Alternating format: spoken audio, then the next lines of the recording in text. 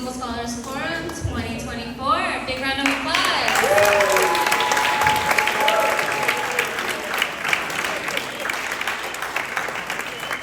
May we just have our Global Scholars stand up because we have some in the front row and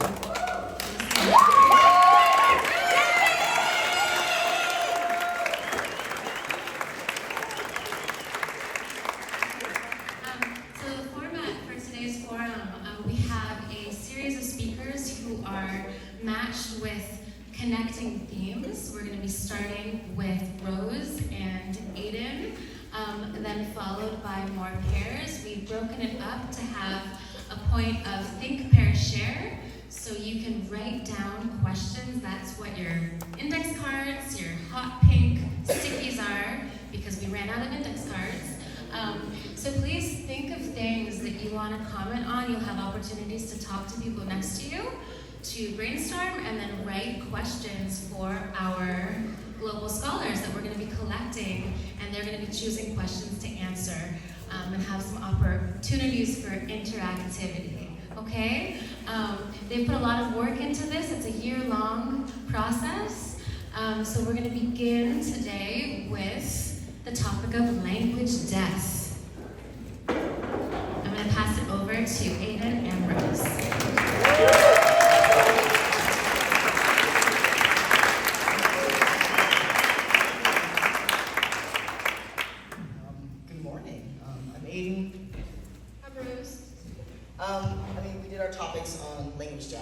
did mine with a bit of focus on the Okinawan language. Okinawa is a kind of little island off the coast, not coast, it's kind of the southernmost tip of Japan. So it's usually just, everyone hears Okinawa like, oh, it's just Japan, whatever. But the big deal for me, because I grew up with that, Uchinanguchi, which is the Okinawan language, is a completely separate language. So the first thing when I was going through it, I wanted to figure out what a dead language's death was. So I did dead language, which is like not common to speak, which is like Latin, Greek, Aramaic, usually ones that are read through texts, research, universities, or you want to read old myths. And then I did extinct languages, which have no speakers at all. The language is completely gone. No one can speak it. No one knows anything about it. And the next one after that is dying language. Dying language are languages that are in danger of going extinct, such as Uchinanguchi. And then some examples of Uchinanguchi, because I know a lot of people think that it's a dialect off of Japanese. It's really not. So hello in English would be konnichiwa in Japanese, and then haisai in Uchinanguchi. And everyone would be minasan in Japanese, and then yusho in Okinawan, and then mosquito, which is ka in Japanese, and then gajang in Uchinanguchi, which is really different too. And then next one is going to be, this is my kind of overarching question, was is Uchinanguchi, the native Okinawan language, a dying language, and what is being done to combat that language's death? And then my kind of, what I did for my project was a deep dive into historical and cultural research and stuff around Uchinanguchi and just Okinawa in general. I wanted to find everything I could about it. After that, I wanted to figure out comparisons between the two languages to really see if it was a dialect. And then I kind of just went from there and gave some opinions on why I think the language is dying out and why it's getting back. So my conclusions. Uchinanguchi is a dying language. Japan enforces kind of cultural control on Okinawa. I believe right before World War II started, when America broke Japan's isolationism, they landed in Okinawa, and then Japan got worried, so they sent a whole military force to kind of control the island and enforce the language and the culture. So, along with that, and a bunch of people dying off over the years, my current generation is us, essentially. No one wants to speak Uchinanguchi because just the media controls, no one speaks it, so like, oh, we're not even going to bother with it, so we're just going to speak Japanese. And then there's no point in even learning it. So all the older generation knows it, but are dying off. And then right now, as I was finding out a lot, Okinawa is having this major push with the Japanese government to try and bring back the language. And social media, a lot of it's being used, like there's a lot of teachers on TikTok, Instagram, all these different things, and people are just going, hey, these are a few words. And then a bunch of teachers on the island are trying to push that Uchinanguchi becomes a native, Spanish would be taught to elementary school students, that Uchinanguchi does live on. So, yeah, I'm sure if you guys Google right now, Uchinanguchi or Okinawan language on Instagram, so you'll get 10, 20 different people that pop up.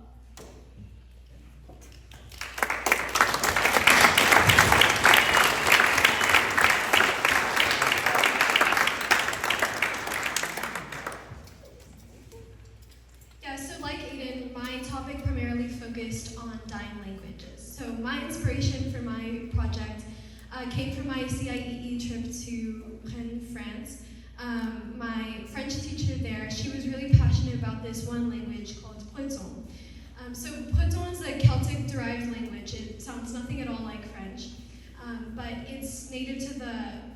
region of France, Brittany. And when France conquered that specific region, there were several long-lasting impacts, and there's significant discrimination for Poitou speakers. And my French teacher's great-grandfather was personally a victim of such discrimination. In the education system, if he was speaking Poitou with classmates, or he was caught speaking Poitou at all, there would be public humiliation, public beatings. And so my French teacher's commitment to kind of honor his legacy by learning the language, that was really meaningful to me, and it inspired me to continue my research with the project. So my big question for you is, why should you care about language death? I mean, thousands of languages go in and out of use over time, and some morph like completely beyond recognition. English, for example. English was a Germanic language. It is a Germanic language, but it's morphed out of recognition at all. If you read Old English, I mean, even Shakespeare sounds quite difficult to understand. English from several hundred years ago, completely unrecognizable. So the big question, what I want you to take away, is that language is so much more than just a means of communication. It's an embodiment of the culture it was created from. My favorite quote when I was learning French was, "French is not just English in code." Languages aren't just a translation of one another. There are so many nuances and complexities that make a language what it is. So there's like specificity of certain words, lack of certain words, and different connotations depending on the language. And I'll get into all of that more on Thursday. But there's a problem, and that's that language preservation takes so much time and effort and energy. I'm sure all of you know just how much effort it takes to actually learn a language. And so we really have to come up with smart ways to preserve languages. And it can't just be by storing it away somewhere. You could create written oral records and just lock them up somewhere and let them collect dust somewhere, but that's really not what the point of language preservation is. Negligence can be just as powerful of a destructive tool as actively working to destroy a language. And so these are the kind of questions that I'm going to be going into on Thursday, and I hope you're all there.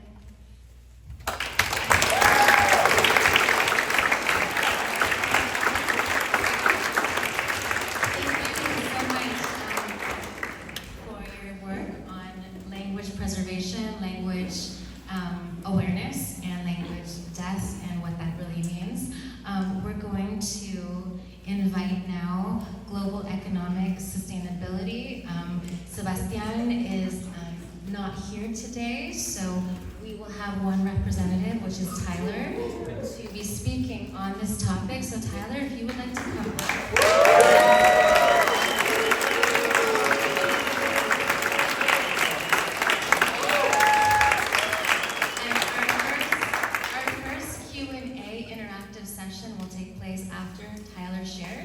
So keep thinking about the questions around language deaths, and then we're going to hear now from Tyler. So thank you for representing global economic sustainability. Yeah, so my topic was how to sustainably protect the environment and also build the economy, because in recent times it seems that the environment gets a lot of attention, but it doesn't really help the economy. The economies seem to be shrinking. That's not all due to environment actions, but it's part of it. So I was trying to figure out what could we do to actually build the economy but also protect the environment, because that's going to happen one way or another. So I went to Botswana last summer, in Spain the summer before. Both were environmentally focused trips, so I liked it. And I was trying to figure out, why is it that when I went to Spain, the beaches, like every 5 pieces of sand, there's a piece of plastic. When I went to Botswana, they have the exact opposite. They made some make sort of better policies. So I was trying to figure this out, and it's not the money, because America has a big problem with the environment, and it spends $150 billion in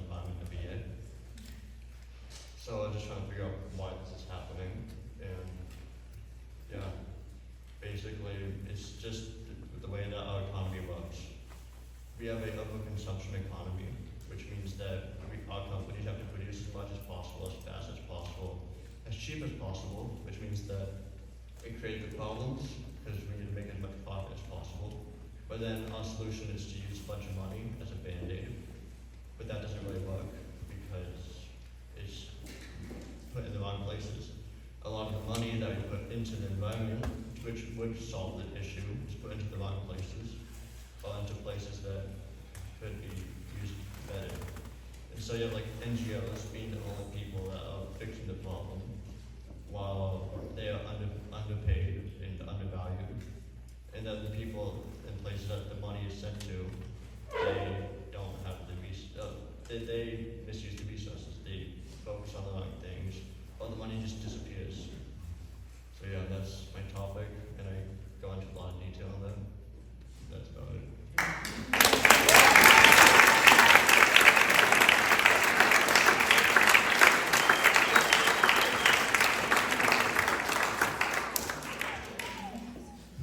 So right now we're going to take some time to think, pair, share on what you just heard.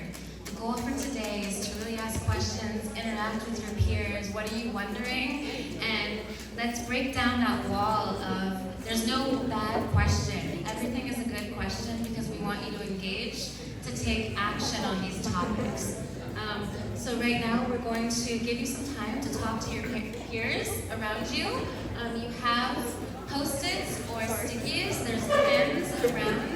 If you don't have a pen, our goal is to minimize your potential anxiety for asking a question.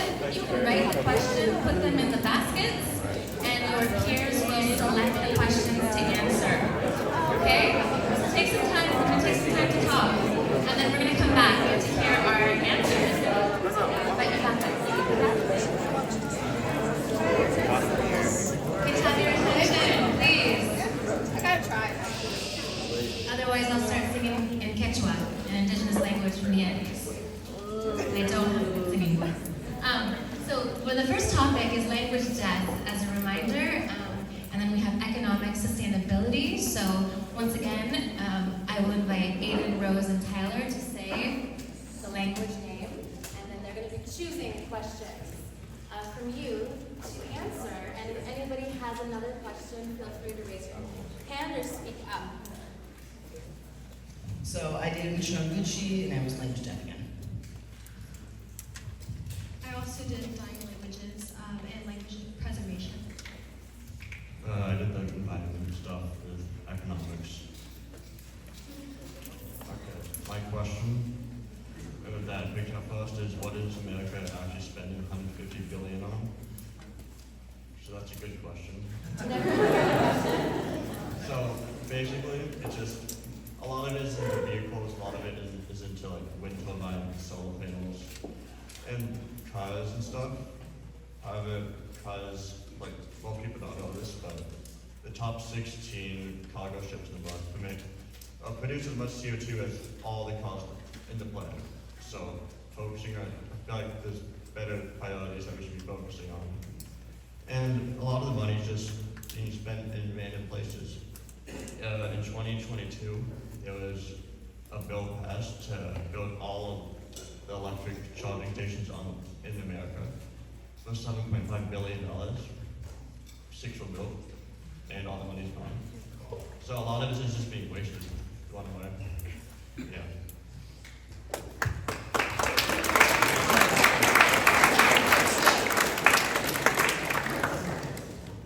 So one of my questions was, what are some differences between the French language and the regional language? I don't speak the regional language, so I find it a little bit difficult to answer. I'm telling you, it sounds nothing at all like French. It sounds like a bit closer to German, if anything else. I don't know, even like some, like the French R doesn't exist, like that language. There's just grammatical differences. Really this kind of goes into my question of like dialects versus a language, which I kind of went into a lot in my research. Poitou is actually considered a lot of the time as a dialect of French, which is completely wrong. It's kind of interesting how often this question comes about where two languages that sound nothing alike are like one is considered a language and one is considered a dialect. And there's a lot to go into there, but the real reason, I mean, there's a lot of justifications and everything, but the real reason is because France was the conqueror and Poitou was the conquered, and there's kind of that like power dynamic that creates the distinction between a dialect and a language.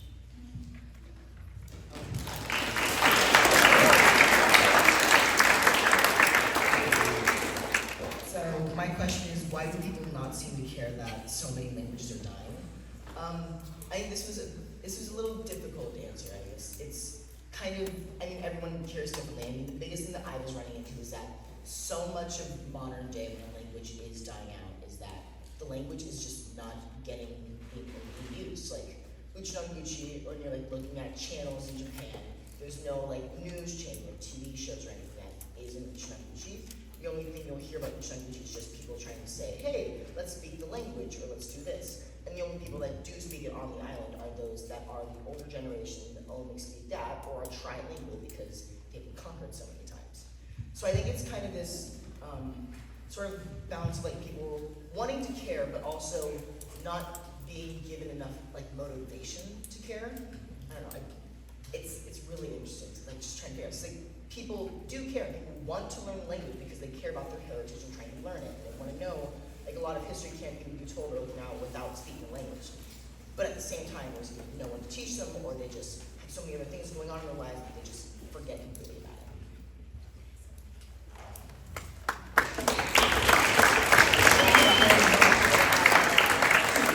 We have a stellar amount of good questions here, and we're going to see if we have time to circle back to our first round of speakers and give room for the second group. And we're going to do the same thing after these next four speakers with writing out questions and asking, and if there's time, then they will select some additional questions to answer, and you'll have plenty of opportunity to interact in a more full way also on the showcase, which is April 30th. So let's give a round of applause for our first speaker.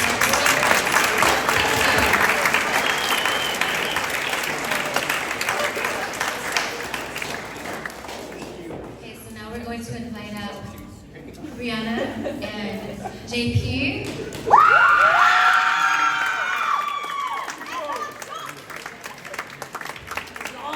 Who came up with the shared title for their topic, Community Challenges and Awareness in Monterey County, Place-Based Education.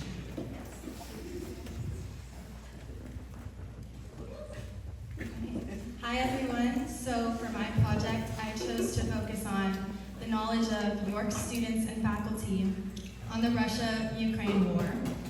So recently I heard about a study which assessed that most Americans have very little interest in international affairs. And in large part this is due to a lack of understanding on how these international affairs directly affect their lives. So I wanted to see if the results from this national study that took place in the US equated with the statistics that I would find at York about the understanding of faculty and students on the war. So I decided to send out a survey, 2 surveys actually, one to faculty, one to students. Both of them contained 8 trivia questions which examined faculty and students' knowledge on the war. They were the same questions for both faculty and students. And these questions were modeled after the knowledge of an average US adult who engages with news on a daily basis. And what I ended up finding was that students on average answered 4.7 out of 8 of these trivia questions correctly, and faculty ended up answering 5.94 out of these 8 questions correctly. So these numbers were a little bit lower than I would have expected, as the average US adult. These numbers were slightly lower than that of the average US adult. And so therefore my conclusion is that that a comprehensive global issues and international affairs course is needed at York to help to fill in some of these knowledge gaps. And I believe that this course would allow for students to engage with daily news, for students that don't have the time or don't typically want to spend their free time reading the news. This course would encourage them to have this allocated time to look into what's happening in the world and to delve deeper into the history and explore the modern implications of these substantive issues. And finally, to understand how these global issues affect their daily lives. So they develop this interest so that they can have the interest to research these topics in their free time and to have the motivation to one day work towards solving these issues.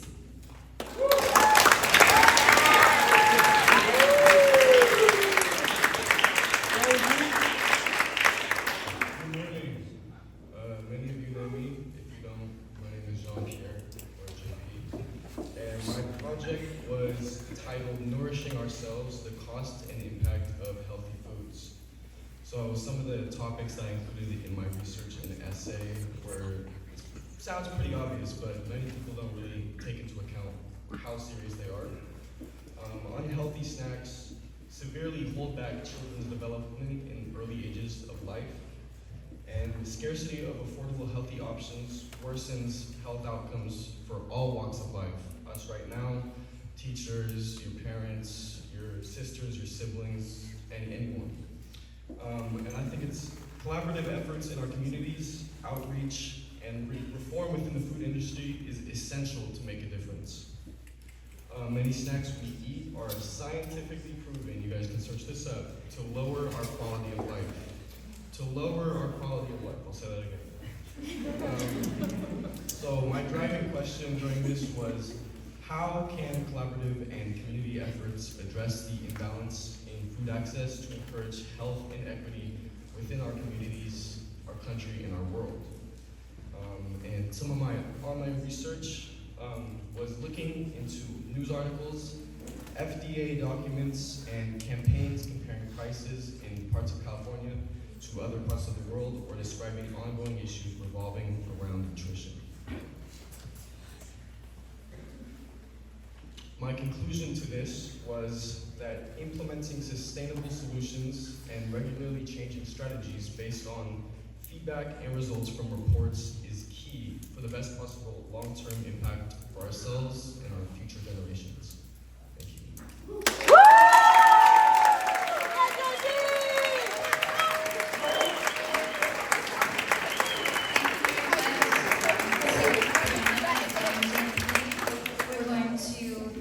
Finish with the last two speakers and then have another Q&A session. So now we invite up here Marie-Claire Davenport and Rachael Galinato, and they're going to be talking about the emotional impact on perspectives.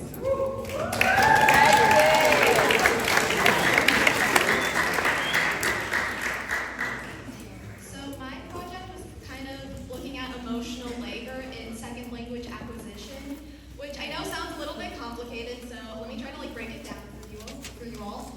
Second language acquisition, or abbreviated as SLA, is a little fancy term to refer to learning a second language.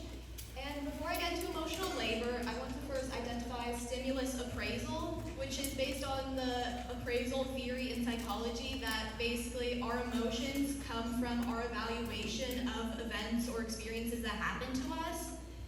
An example outside of language learning would be I don't know, if I hang out with my friends and if it's a positive experience, I get a lot of joy and happiness and maybe anticipation for future times where I hang out with friends. If it's a negative experience, it may make me feel less likely to want to hang out with my friends. You guys kind of get the idea. In terms of how it leads to emotional labor, especially in language learning, if a specific experience happens in a language learning classroom, maybe I don't know, you don't really like the environment of your classroom, maybe there's someone in your class who you don't really like, maybe you've had a weird experience with your teacher, maybe you felt, I don't know, a little embarrassed with how you navigate a language, it can make you feel, that stimulus appraisal may come in and make you feel more negatively towards language learning itself. And that can manifest in maybe like not participating in class as much, not really being engaged, feeling less motivated to put in the effort. I do want to differentiate between emotional labor and burnout. Burnout is much more than an emotional thing. It goes down to a physical and mental level as well, and it's feeling this almost absolute exhaustion, and it could even like prevent you from doing things that you quite enjoy. And while emotional labor comes more from like having this negative experience and having it almost define how you feel towards a particular topic. So I kind of analyzed this by handing out like a survey to students taking Spanish 3, 4 in honors and non-honors. And based off the responses from those surveys, I chose some select students from those classes and conducted interviews with them just to get a little more like comprehensive information. And from those interviews, I kind of found like 3 factors that were like kind of like, you know, multiple students had kind of like pointed out that could possibly lead to emotional labor. That being the fear of like being judged or made fun of whenever you're speaking the language. This was more in context to like maybe speaking to a native speaker. Some people may feel fear of speaking in their second language to a native speaker because they're afraid that they may be judged or made fun of by that native speaker. Another one was multiple teaching styles. I know this seems more like specific here at York, but like maybe if you go from one teacher who teaches a language one way to a teacher who teaches a language in a different way. Rose kind of eloquently explained like how language is so much more than just words. There's the culture, there's the knowledge, it's so much more than that, and multiple teaching styles that can like hinder a student's like ability to really have that like acquisition and understanding of the language. And the third one was virtual learning, in which some students kind of, in their interview, explained how virtual learning made them feel like disconnected from the people around them, especially when speaking in the language, which is such an important part of learning the language. And these all seem to have an effect on how a student kind of, you know, had their comprehension of the language, which could lead to a sense of emotional labor.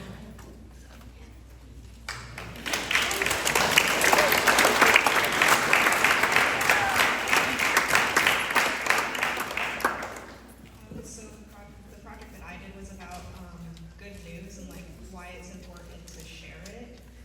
So basically, when you see like the headlines on newspapers and maybe the breaking news part of like news channels, you don't necessarily see the good things. You always see bad things. At least that's my experience, which is unfortunate because when you see these good stories and stuff, you can learn just as much from bad news. You can learn like so much more maybe, but yeah. Also, it's like another thing that I found was the good news effect, which basically means that when you see good news, you start to feel happy, which is like completely opposite to like bad news fatigue, which means like you get stressed and tired of seeing bad news all the time. So I focused on like why it's important to like shed light on these positive stories, and by doing that, I interviewed people, took all their responses, and created short stories that keep the people completely anonymous, so that I could share that with like people, you know, the world. And I put those stories into my essay as the form of sharing. So what I concluded was basically all that I just said is that it's necessary to have these like positive experiences because you can learn from it. And you also get to learn about like the individual person and hear their story and like experiences that are completely unique. And you also get to feel happy about it.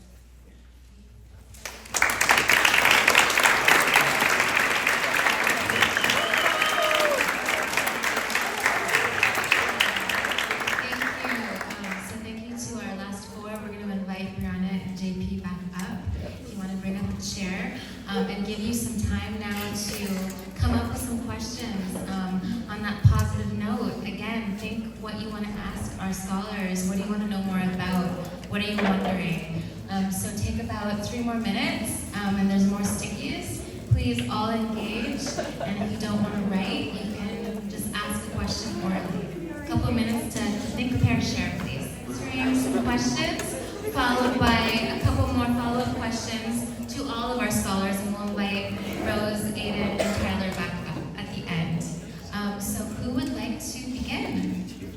Okay, Brennan. Okay, so I really appreciate whoever wrote this question because it's an element of my project I completely forgot to mention. So the question is, what did you find in your results about who engages with which news sources at York? So I'm sure many of you in the audience took the survey which I sent out, and I had a question asking what news sources you engage with and how many times a week do you engage with news.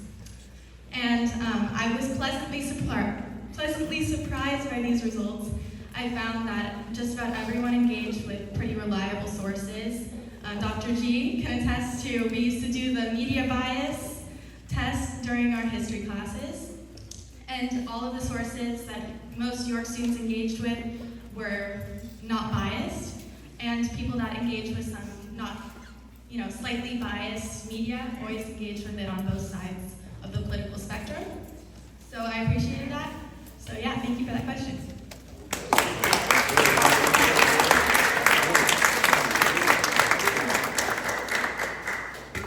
The question that I got was, how can we prevent emotional labor? I think this is a really good question, and I think it depends on the kind of experiences we have with language learning. It's different for everyone, and I'm sure we've all had one experience with language learning. Maybe we've said a wrong word, or maybe we've said something awkwardly in class and it may make us feel embarrassed. Or maybe we've had a negative interaction with someone in our class, maybe a teacher, maybe a student. One way to kind of prevent emotional labor is, I guess, target what may be making you feel that way, and maybe come with a solution or a workaround around that maybe negative experience that may threaten to make us feel emotionally labored. For example, if I say something but it doesn't come across or nobody understands what I'm trying to say, maybe instead of feeling, I guess, really worked up and just terrible about it in the sense oh, I don't really like learning this language anymore, maybe a workaround could be maybe talking to my teacher about it, maybe setting up a meeting and trying to see how can I better enunciate my words. Yeah, kind of sort of that.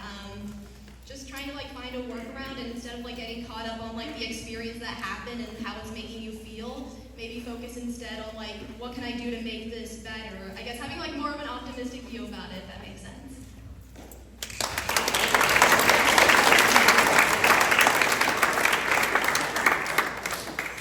So the question I got was, lessons can be learned from both good and bad stories. Do you think someone would be more likely to learn the lesson if it came from a good story? I believe that both can provide the same amount of you'll remember it more. For bad news, it would be more the fear factor, where you're afraid of it and you don't want it to happen to yourself. Otherwise, you kind of, if it's bad news that really doesn't apply to you, you kind of forget about it. And for good news, it would be more if it was a fun experience or a happy thing that you think was really cool, then you'll remember it. But yeah.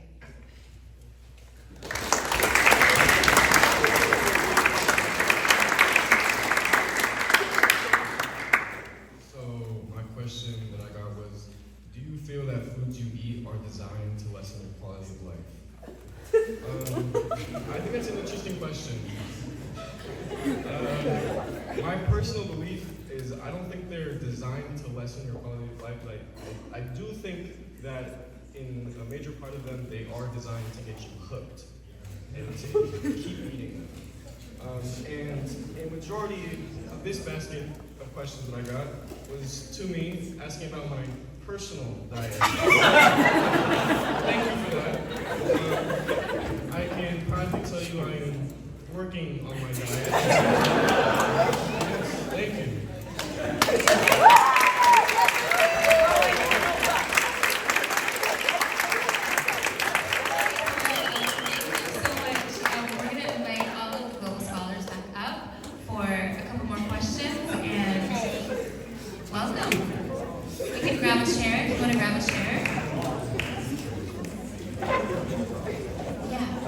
We're going to invite the audience, including faculty, staff, to ask a question orally, directly. Feel free to raise a hand, stand up. Johnny. Okay, so Brianna, you said that the York students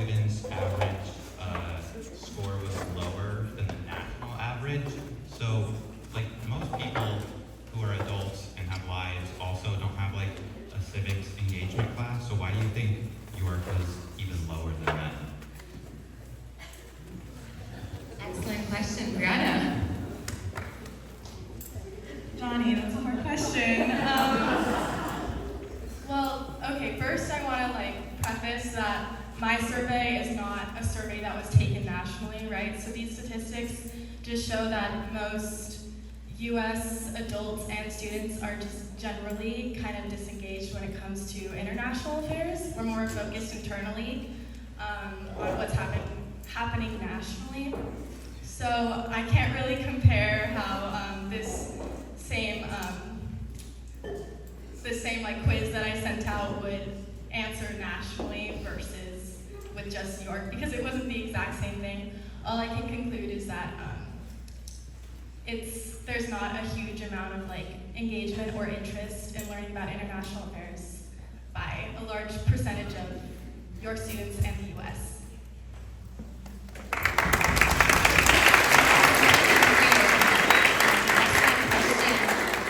Maybe Mr. Peters. Should I just spell it out? Yeah. So I have a question it's kind of related to both environmental sustainability and language debt. It's sort of an out-of-the-box question for both of you to ponder, which is the birth of the nation state really was the death of many dialects and languages to create these modern states where somebody says, I'm French, I'm Italian, whatever it might be. And yet that created a much more market economy for more economic growth. So I would ask you sort of two questions. Do we need to go back to more of these distinct economic units or tribal units where people speak similar dialects? And we re-engineer those languages and get them back? And what would be the economic effect of doing that? So that's the question for you. Just to ponder.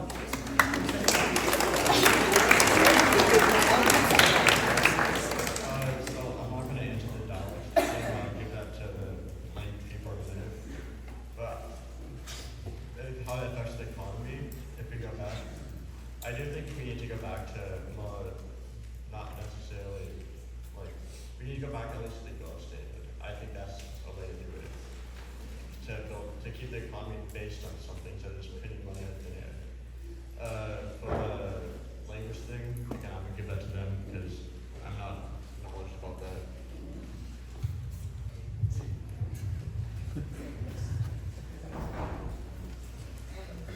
So, of course, that's a tricky question, and there's a lot of nuance to it.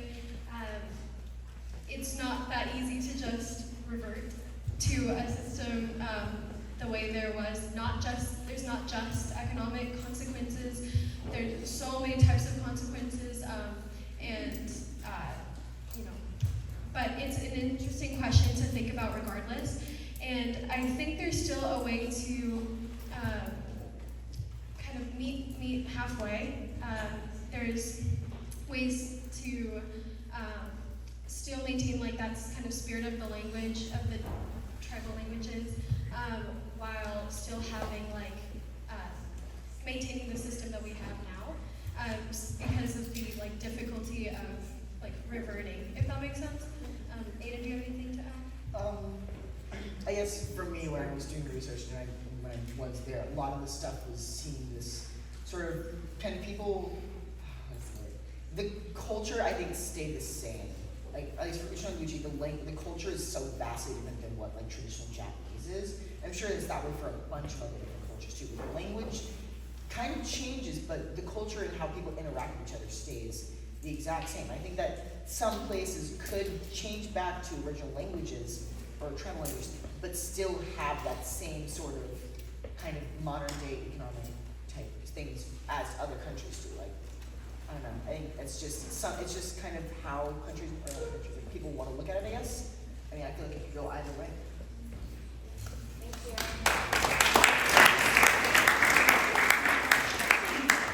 I wanted to pass the mic over to Jakaya, who has a question. I have a question for JP. So, as you know, Wingstop is a trend right now. So, how would you describe Wingstop in a nutritious way? Would you say it was healthy, or which side would you pick as someone who eats them?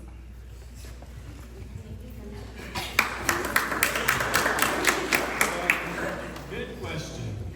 Again, I think fast food joints, restaurants, chains are not very good for your health in copious amounts, obviously. So I don't suggest to eat it every day. I don't do that personally.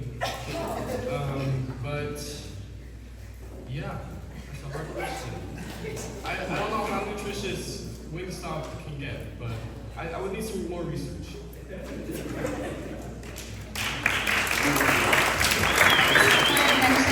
JP did do a comparison with food in France and food in the US, and I don't know if you wanted to say one thing about that. Well, when I was comparing the two, I noticed that, especially in California, food prices are much, much higher, especially in produce. I find that also many of the junk foods, I know if we all go out to the store right now, we can see the prices of junk food are rising, as is everything else, but they are also cheaper than the alternative healthy snacks that you see, which is the first trick that they get with. And it's really hard to, when you're in low income communities or things like that, to go out of your way to go get these healthy foods that you want or need to keep up with your diet or for your children when you have these junk food alternatives that are much cheaper. So, yeah. Thank you.